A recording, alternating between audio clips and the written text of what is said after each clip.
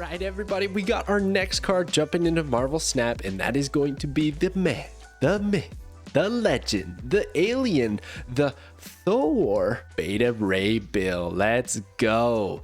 4/6 on reveal, shuffle Stormbreaker into your deck. Now Stormbreaker's rotating right there. It's a 0/1. We're going to get to Stormbreaker in detail in a little bit, but basically, when you play Stormbreaker, it has the on reveal of doubling the power of old Bill here. So that makes him a 4/6 to a 4/12. And the hammer in this case scenario actually has 1 power on its body, compared to Mjolnir on Thor, who's just a 0/0. Now, typically in Snapper Pass, I do a heavy focus in the mechanics of these new cards to give you guys an idea of how they're going to function so you can decide whether you want to pick it up or not, snap or pass on that brand new shiny toy. But in this case scenario, I don't have a whole lot of mechanics to discuss with you guys. It's pretty simple. You look at Thor's mechanics, well, you got Beta Ray Bill's mechanics. There's a few nuances here and there, and if you think of any, let me know in the comments below. I'd be happy to try and figure it out for you. But for the most part, they interact, they perform the same. Now, their actual performance in game in terms of win rate and cube rate might vary because they are essentially different cards, but it's really interesting comparing the two, especially when we look back at what Thor used to be. I'm going to get into it a little bit later, but quickly, let's look at Stormbreaker right here. Bam, there's Stormbreaker. So Stormbreaker 0/1 on reveal double Beta Ray Bill's power. So essentially, Bill has 6 power. Might look a little different than what we talked about the card at the beginning of the month and in the dev video, right? It was shown as 5, and I'm probably going to show a clip of that, which is not going to look accurate because they buffed Bill.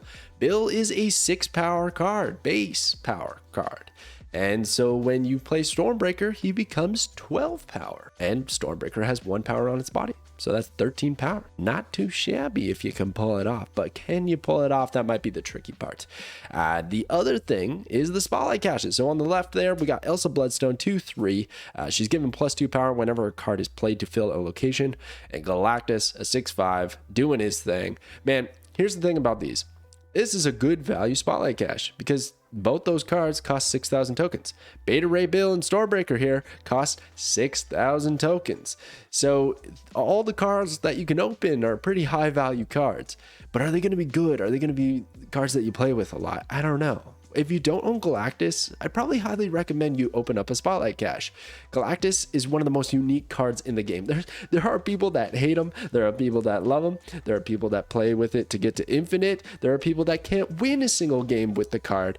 But it is so much fun to have in your collection, I think. It's an archetype that's just worth having for that odd time you just want to destroy some worlds, devour some worlds and some cubes. So anyways, that's the spotlight caches. Let's get to the mechanics of old Bill here. All right, so yeah, like I said, there's not much to cover that Thor already kind of does. If you played with Thor before, you've played a deck with him or anything like that, and you've seen Mjolnir and how those interactions occur, well, it's pretty much going to be the same with Bill. For instance, like if you play Mjolnir, you play Stormbreaker, and then it gets destroyed, it doesn't need to be on the board anymore. It uses its on reveal, it expires. It's basically, you could destroy it if you wanted to get rid of it. It's a viable strategy. Or you could use it in a Lockjaw cycle, get it back into the deck so that you can play it again, because this can repeat multiple times. We can double Bill from 12 to 24 to what is 24, 48, etc. Just keep going. It'd be crazy. And maybe one of his best applications is to use him with Wong or Odin and stuff like that. Another thing with this card that's a little bit different is that he's doubling in power. Thor receives a set amount of power, that being 6. In Beta Ray Bill's case, yeah, sure, the first double is 6 power, but it could be much more than that the next time and the time after that. Whereas Thor is always going to be, if you trigger twice, Mjolnir twice that is, he would go +6 to be a 10 power card, and then another 6 to be a 16 power card. Whereas, like we just talked about with Bill, he's at 48 at that point. if you double down on that Stormbreaker. So the scaling is much higher. The potential to get to some crazy numbers is much better for Bill, but he does cost that extra point of energy. So one thing that does differ Beta Ray Bill from Thor is that doubling in power, and that also implicates the ongoing cards and effects that you could find from locations or just cards being on the board. Things like Typhoid Mary giving out that -1 power, Sewer System giving out that negative power, or it could be a positive effect like Blue Marvel giving out +1 power. It does not matter. Whatever that temporary aura effect, that buff, that debuff is, it's not going to impact the doubling of power that happens when you play Stormbreaker to double Beta Ray Bill's power. So he's always going to have that 6, and it's going to change. Now, it could change if there was a permanent change in power. So that is where somebody played Scorpion, and it Scorpion whipped your hand, and you had Bill in the hand, and then you eventually play him. Or Surfer buff. Oh, it can't be Surfer. Let's go with Forge. Forge buffed up Bill. Well, you got that +2, but that's great. Those examples are all fine. But if it's an ongoing effect, it's not permanent. It's not going to impact how his power changes. And lastly, and I find this very cool, is that adding Stormbreaker to the deck is going to shuffle the deck. It's the same when you put Mjolnir in there. It shuffles the deck. Why is that interesting? Well, in the past, it used to be cool because America Chavez was always drawn on the last turn. She had a bit of different text, but you could shuffle the deck so that you accidentally draw her before that final turn. In this case scenario, maybe we're talking about like some Howard things, right? So you're tapping Howard and you see a card, but then you played Thor and then you drew something different than what Howard showed you. It's like, dude, come on, this was your one shot. Now you're not giving me that info I need? Because, well, in the interim, while you tapped your deck and then you looked at your deck and then you shuffled it, you got something different. There could be other instances like the new America Chavez giving that +2 power. Well, you might not actually draw that card. The card you draw might just have its base power because the buffed one got shuffled deeper into your deck. So you just got to kind of watch out for those little things. It shouldn't impact things too much though. So really quickly, let's look at a quick example that I have here. So here we go. To set the scene, we've played some cards. Our opponent, we don't care what our opponent did. Turn 3, we played Ironheart for no reason. That was really smart. And then we played Beta Ray Bill on turn 4, and then on turn 5 we played Blue Marvel and the Hammer Stormbreaker. All right, and then our turn 6 play is to play Odin at the 4th quadrant of this mid location. So what is going to be the power of Beta Ray Bill? Now I'm going to cheat real quick while people are listening. Guaranteed that Ironheart's going to hit Beta Ray Bill for the sake of this example, okay? I know there's like a 1 in 4 chance that it wouldn't, but for the sake of the example, it's going to snipe, okay? So let's find out how much power Beta Ray Bill has after we play Odin. And there you go. It's going to be 29. That's a significant amount of power. Now, as you could see previously, he had already doubled from the Stormbreaker effect, so he was chilling at 13. That 13 came from the doubling of the effect once from 6 to 12, and the 1 aura buff from Blue Marvel goes to 13.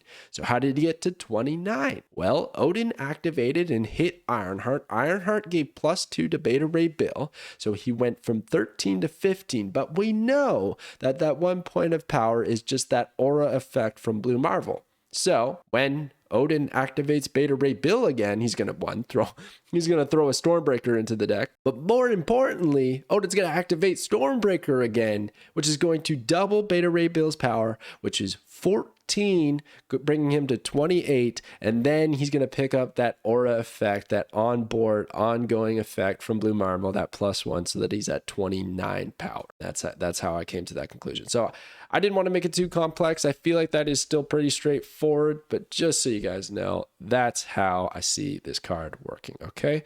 I don't really have any other examples. Again, if you have questions, let me know in the comments below. So in terms of pros, well, a 2-card 413 minimum combo isn't too shabby, especially when it's not 2 cards that you have to bring in your deck.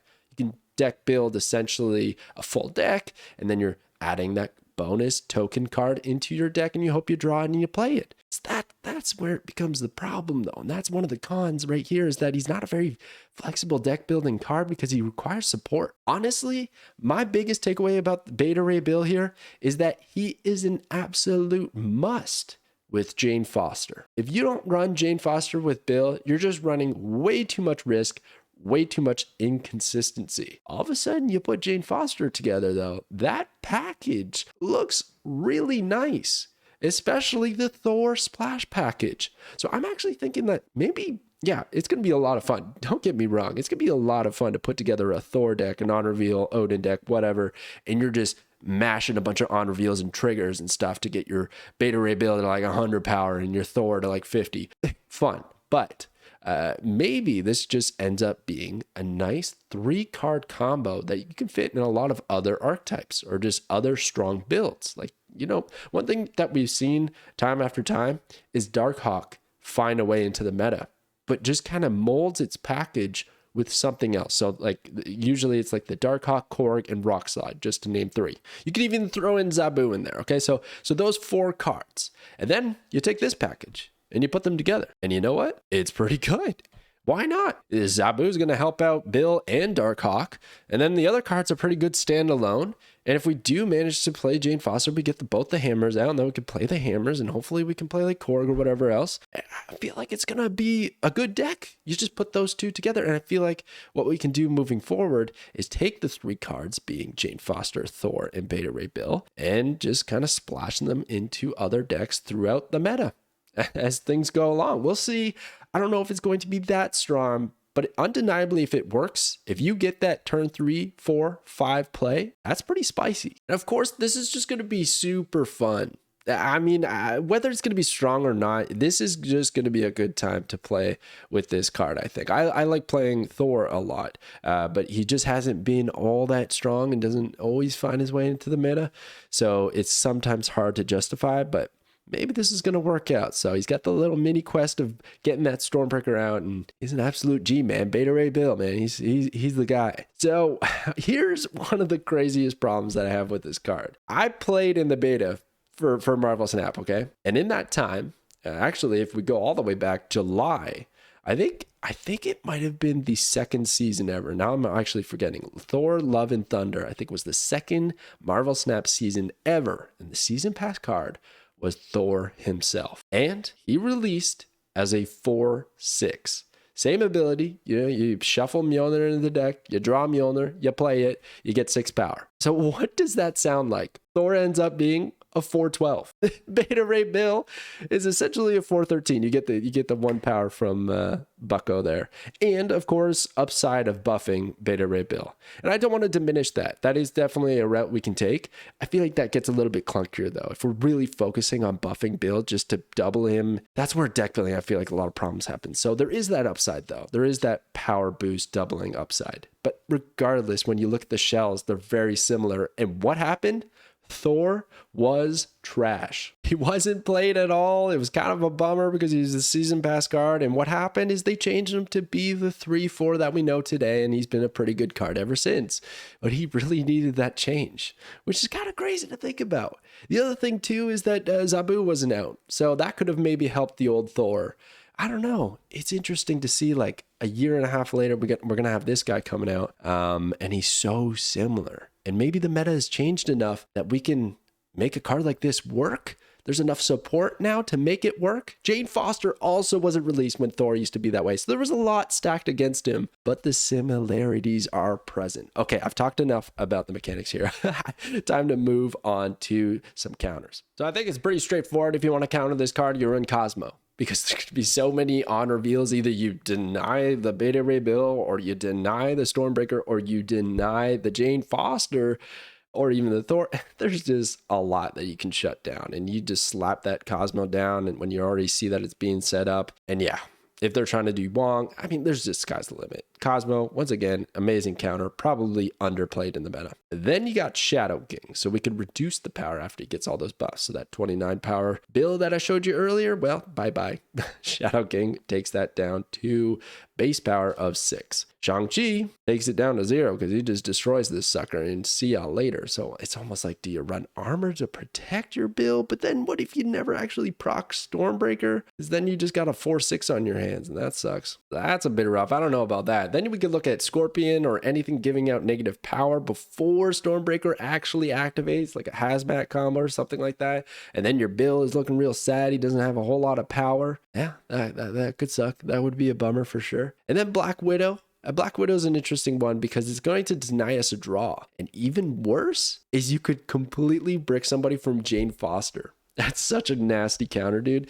So essentially, same turn 5. If you see somebody playing Beta Ray Bill and you know they want to play Jane Foster on turn 5, you slap down Black Widow, you give them the Widow's Bite. And if you had priority, yeah, they're not drawing any of those hammers, no 0 cost cards into their hand. That'd be crazy. I would love to see that. And then lastly, Valkyrie. Man, you just play this card and you bring them down to 3.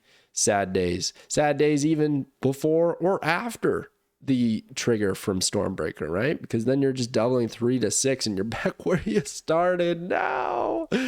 Oh no. And then there's other stuff like Yondu destroying a card from your deck, Gladiator destroying a card from your deck, all these sorts of things. Could really give Bill a hard time, unfortunately, but maybe there's some help, some hope in the future with the DATAMINE cards. Well, I don't know if there's that much hope because there's only a couple of cards and I'm kind of stretching on them as well. I didn't really love the options that I was seeing. You could look at maybe Mockingbird where you play a card that didn't originally start in your deck, but then I was like, how are we going to find a way to make that work? Bill is just a little bit too late game. So what about Pixie?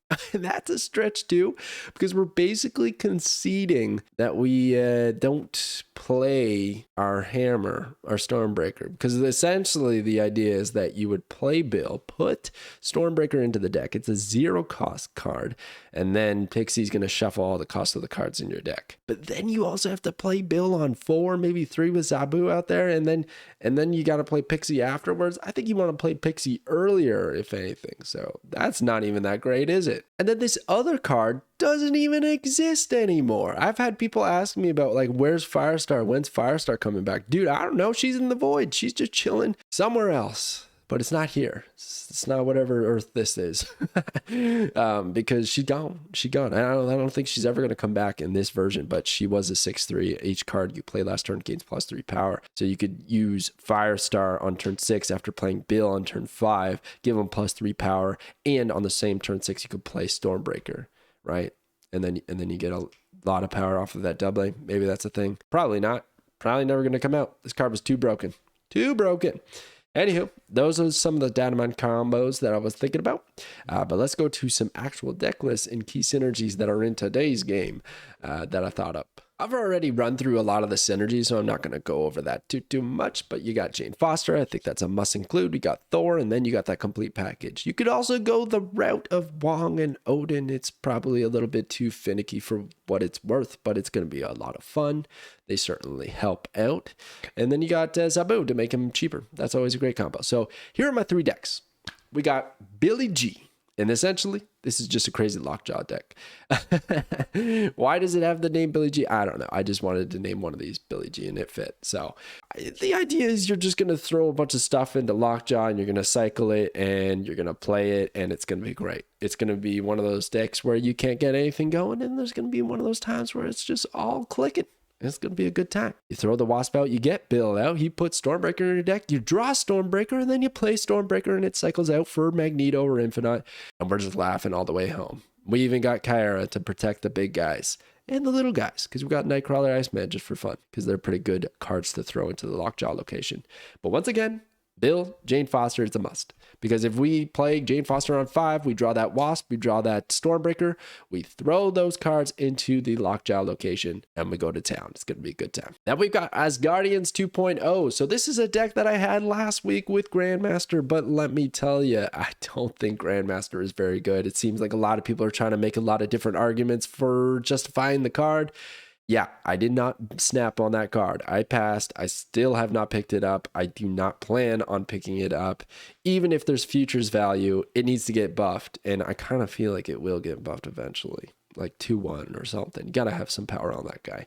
Anyways, that's a different story. This deck is all about going in on Bill and Thor, essentially. But we're just on revealing our lives away. And Iron Lad's actually a great splash because not only is he going to get discounted by Zabu with Shang-Chi as well, but with Iron Lad, anything he copies here is going to be cash money.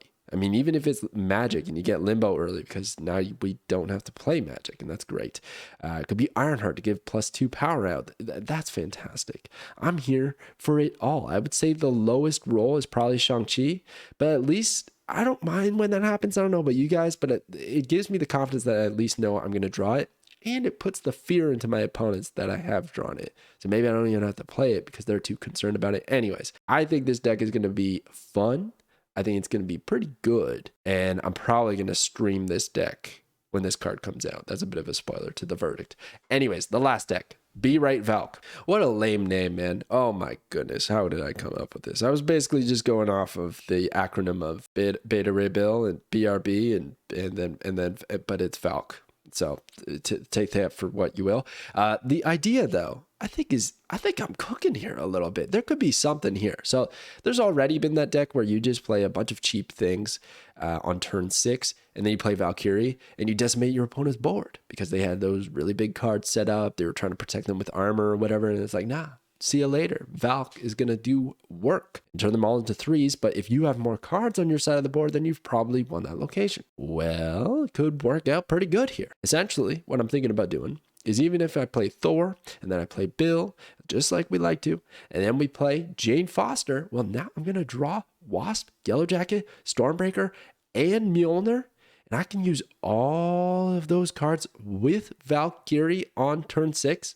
That essentially, in my mind, guarantees at least one location one. And then if I got those other 2 powerhouses in Thor and Beta Ray Bill somewhere, we can probably make a win out of that. I like the prospect of this deck. I like the Jean Grey splash because I'm thinking I can play all these cheap things and then play my bigger cards elsewhere. It should work out, right? I feel like it could do something. So that's the deck that I came up with. And then just some other stuff to kind of fill up the locations that we always have more when we play Valkyrie. I don't know. I'm interested. I might give it a shot. So there you go. Those are my deck lists. But is Beta Ray Bill a snap or a pass? All right, I might break some hearts here, but it's a pass. It's a pass because ultimately, while I do think the card is going to be super fun, I think I have to be very cautious when it comes to saying to snap on cards. And even if a card is fun, I will still say that it should be a pass because resources are so hard to come by. Tokens are like impossible to get unless you're dumping money into the game. And Spotlight Cash is like, you should really only be opening for a card when you have 4 because that's going to guarantee you the card. So with those in mind, it's really difficult to just say, oh, I'll open up a Spotlight Cash, hope I get Bill because I only got 1 saved up. It's like, oh, man. Probably don't. Probably should save until you got 4 for that next broken card that's coming out in March because it seems like there's going to be quite a few of them. Now, I do want to get this out of the way. You're going to see me play with this card. I'm picking up this card. Right? I've already decided, especially since I passed on Grandmaster and I was waiting to see there, I'm snapping on this guy. But I think for the general audience, the average player, the free-to-play players that are saving up those, grinding those resources, this is not a card worth picking up. If you're somebody who has a lot of resources, excess resources, and you're looking for that next fun thing, this is a great pickup. Do it, man. Go for it. All right, that's going to be it for me. I hope you enjoyed this video. If you did, I would really appreciate it if you guys smack that like button, smash subscribe. Always appreciate it. We do this every single week, snap or pass with old Drewberry here. We'll catch you guys next time.